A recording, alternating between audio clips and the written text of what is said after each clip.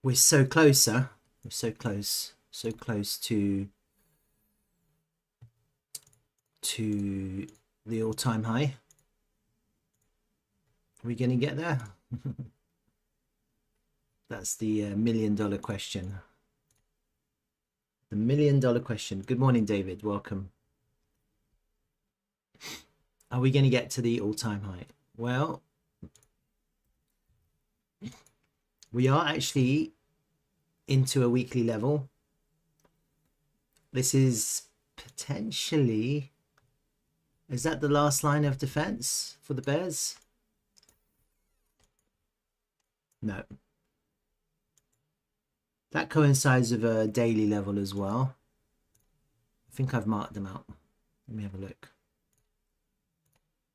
No, I haven't marked it out because that weekly level and that daily level is on exactly the same place. So, oh gosh, pretty much the same place. What did I do? Yeah. So we're basically into a weekly and a daily level which coincide with the same line. This is basically the last resistance in the sand for the bears at the moment. We're into that last defense, the last line.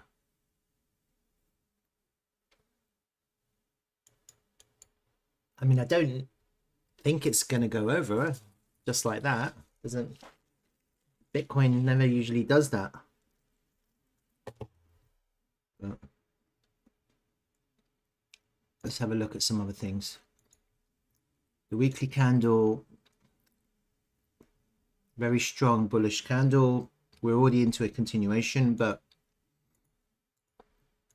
it's only the beginning of the week, so you don't really know how this next week is going to end. And I think it's quite easy to see where one might want to short because you have this previous week high now. There, that previous high. And if we start getting a failed auction, then it'll be easy to see. So you see we came into that weekly level and clearly that's showing us a little bit of resistance right now.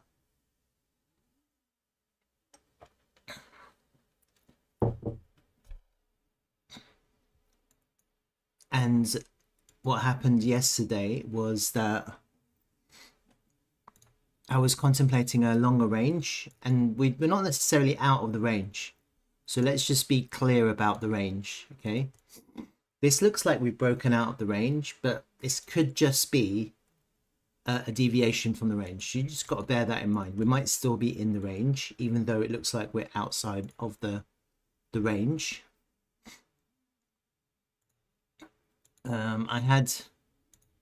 I had a short planned yesterday.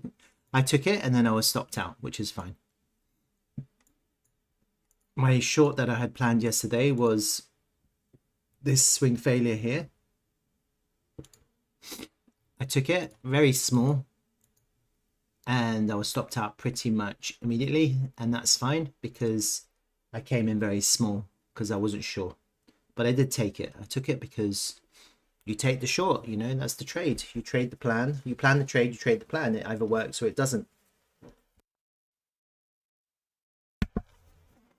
I didn't take this short up here. That would have been a better trade because actually it did swing failure, but it would have been really hard to enter that short because this short up here happened so fast as the price went up. Happened so fast.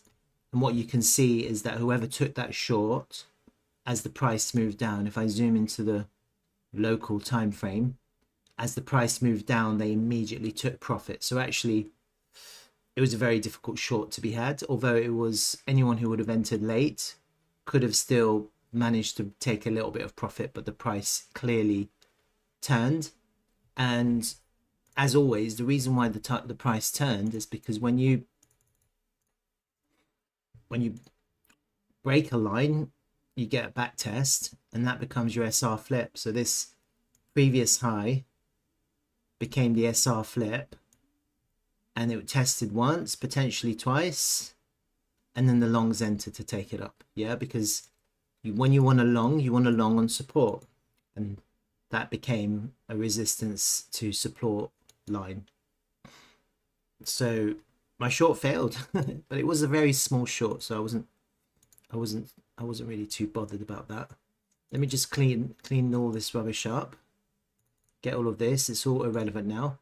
Potentially that trend line is still relevant, and potentially this previous high is still relevant. I'm going to rename it to SR flip. I'm going to get rid of the alert though. No need for an alert now. Don't know how to get rid of that. Forget it. That's fine. So we have that one. We have this. What's that horizontal ray? Let's get rid of that. We have that weekly level up there. Let me have a look at the daily time frame candle. See what that looked like over the weekend.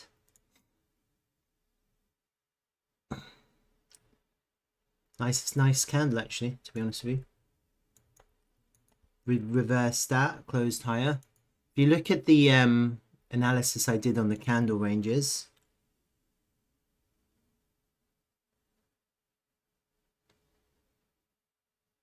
you see it closed back into the wick of the body, and then the price came back down into candle body top, and then it's powered up.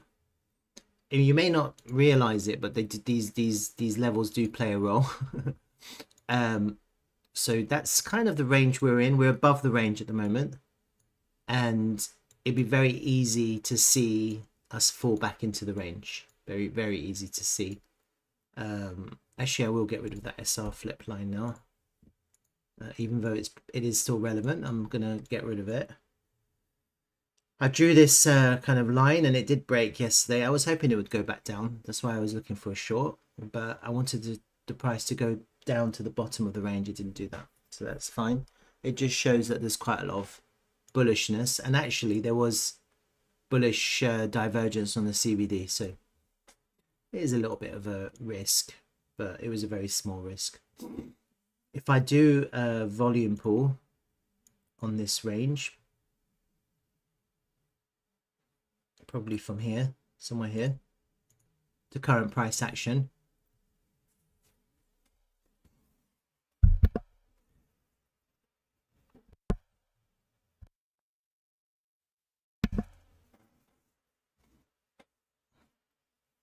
I think I have the previous volume data as well. Okay, so we can now see that the value area high has moved up a little bit. The point of control is still where it is, exactly where it is, and the value area low has moved down a little bit. So the range is actually, the volume range has expanded slightly. The point of control is still where it is. We're starting to put a little bit of volume up here, as you can see. A little bit of volume input up here. But I can also see that there's been some volume gaps created on this push up. Yeah, volume gaps are created when there's no volume, zero volume. So the price slips up as the price goes up. People are market buying. There's no orders, and so the price jumps. It creates these gaps in the market, and usually the gaps fill. Eventually the gaps fill. The market doesn't like gaps in the price, so eventually the gaps always fill. It's not 100%, it's not always, but it's high probability that in the future, sometime in the future, most of the gaps that are formed as the price goes up, not just in this local range but just throughout the whole course of the higher time frame, will fill in the future. We don't know when. Could be years, could be months, who knows. So I still think we're in the range. It's bizarre, but I don't necessarily think we've left the range. I don't know. It's clear that we're into resistance right now. The all-time high is not far above us.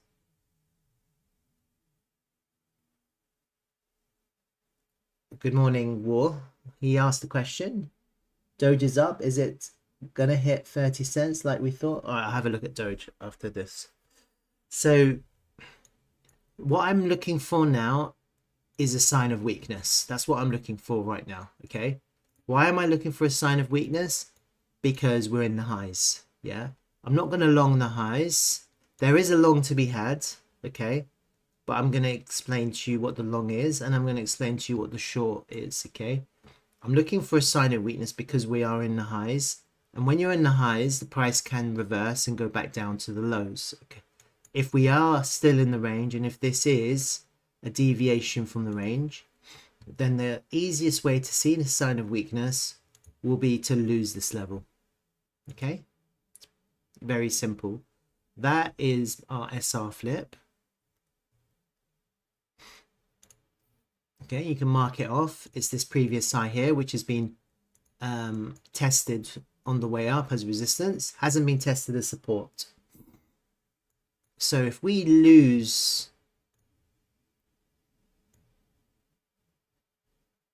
somehow lose this level, there's a short on the table right there. It might do something like that, or it might do something more like this.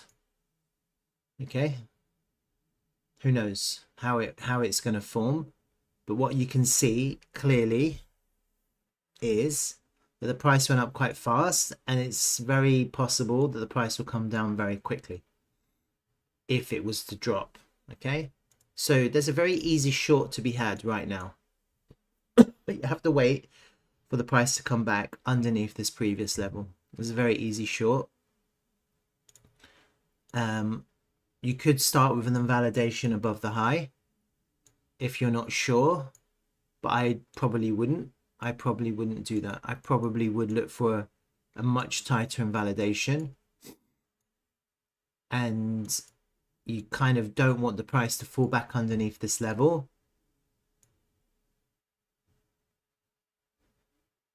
And go back up. You'd really want to be out of that trade if the price was to do that. If it was to go under, not find acceptance, get rejected, and go back up, you don't want to be in that short. You want to be out of that short very quickly, because the idea is that this line is now acting as a support and resistance line, and you want it to flip. So if the price does go underneath this line, you want it to hold as resistance, and so that would be a very easy short to be had, and your first take profit would clearly be the value area high of this previous range. It is more likely than not that if the price does go down, you're probably heading back into the value area. Okay, but you still have to take profit. You have to take profit because for whatever reason the price could go down, find support, and ping back up. Yeah, you could always do that. If you don't take profit, you failed your trade for no reason, because that's a very viable short. This short is a 1 to 3 risk to reward. That's a very viable trade. If you lose this SR flip, you take that short with this kind of invalidation, you have to take profit. You've just done 3x on your risk, on your investment. Why would you not take profit? You have to take profit. Okay, and then if the price continues, you have a runner and you can take profit at the point of control. That would potentially be your main target. Okay, so there's a short idea here, I think, and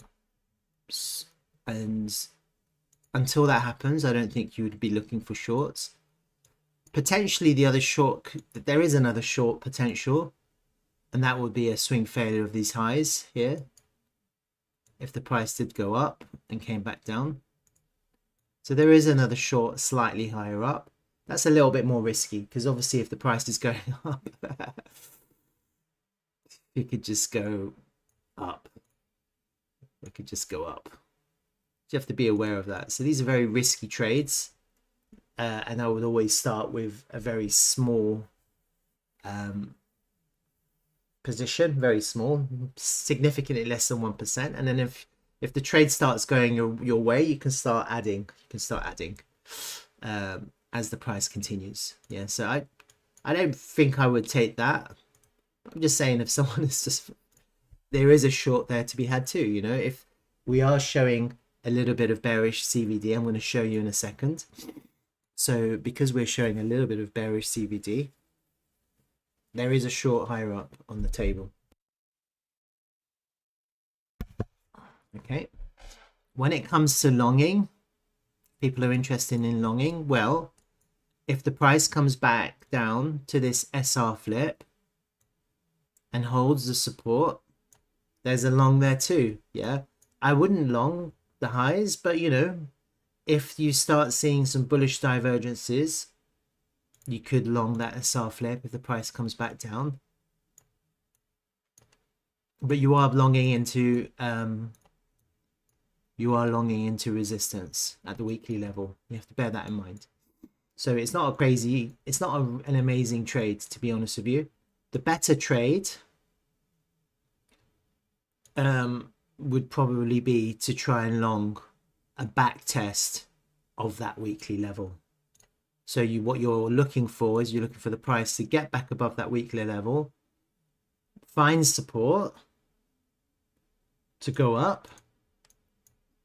That's a reclaim of a higher time frame level. Okay, you have to be aware that there is a swing failure of these highs on the cards. That's short that I mentioned. So it's very possible. It's a very risky trade too. Longing in the highs is very risky too, because of this potential swing failure of the highs. If you long there on the back test of the weekly level, and then a larger long from lower down closes their position on the swing failure at market, it will just do that potentially. So that's also a risky trade, but that's kind of what you would, where you would long, because the idea is that you're longing on a reclaim of a resistance line into support. That's kind of like an SR flip. You could possibly long that, but if you see a swing failure, you have to close it immediately. Yeah, if you long and then you see a swing failure, you just have to close. You wouldn't wait to be invalidated. That is your invalidation potentially, but of course the price could go up, find support, swing failure, still continue to find support and continue to go up. So your initial invalidation was correct. Okay, it's Bitcoin is quite volatile like that, and you know, Bitcoin can do anything. And so the thing is, you have to have an invalidation, and these horizontal support and resistance lines and levels are very easy to see invalidations, because the price likes to move around these horizontal lines in certain ways. I think the safest short is going to be down here, and potentially a long off this SR flip will be will be a much better long, because at least you're just another back test of this SR flip. Okay, and the reason why I say that is because I'm going to show you now. If I go to XO charts, which is the order flow, and then if I look at let me show you. If I look at this move that went up yesterday, we created some single prints. How can I see them? Is that the wrong one? That's the wrong one. Is that the right one? Nope, that's the wrong one. That's the wrong one. Which is the right chart? There it is. This is the 4 hour. Let me bring it to daily. Nope. Actually, I needed the 4 hour.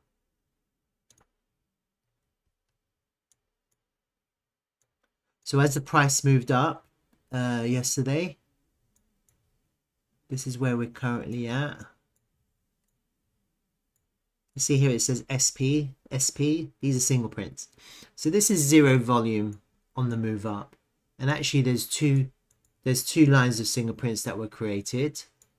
And these single prints are usually what they do is they act as support if the price comes back down to these levels. If I just quickly note it down, 58987. Let me just see what that looks like here. No, that's incorrect. That's much further down. Oh wait, that's not correct. My bad. Was there any more?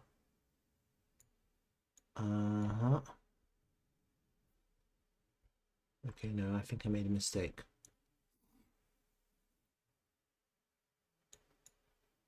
Let me just go to the lower time frame. Intel.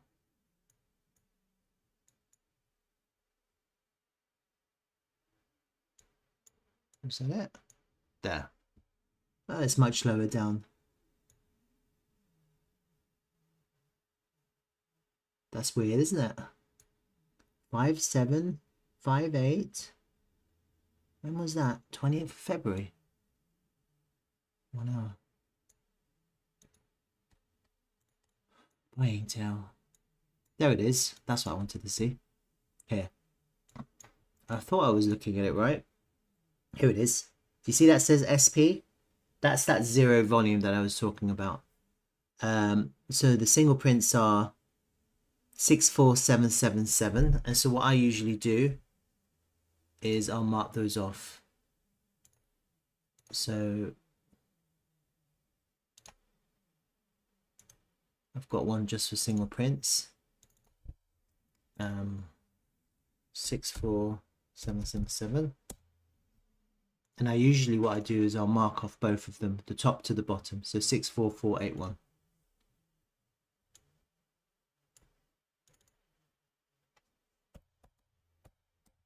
Okay. So there's a gap there. Do you see that gap?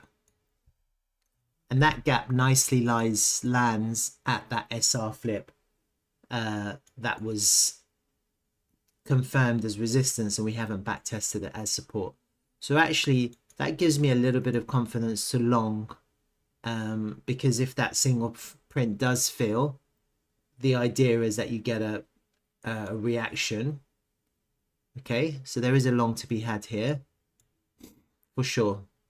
And then if you lose that gap, then there's a short to be had. I think that's probably going to be the best trade. The short there or the long back there. Okay, that's kind of what I'm thinking right now. Let me just get rid of these. I don't think I would long higher up. Let me just get rid of those. And I don't know if I would short. I might short. Possibly what I would think. The short here, possibly in my mind, would be this. You go up, you take the liquidity from the swing failure, you just come back down underneath this weekly level, and then you've also got a higher short, because you're then shorting a swing failure with the price coming back down underneath that weekly level. And so you've got a slightly wider invalidation, but at least you're shorting resistance, and that will be back down to the bottom of these single prints. That's kind of the idea. And then you'd have a short if you lose this SR flip too. So there's a couple of shorts potentially on the table. This one I would want to see the price come back underneath the weekly level, maybe even with a little bit of a back test, and then you could see and you can have a nice short all the way down to this SR flip. A couple of shorts on the table, and then also a nice juicy long to take us right back up. Okay, so that's kind of what I'm imagining there. I do still think we're in the range.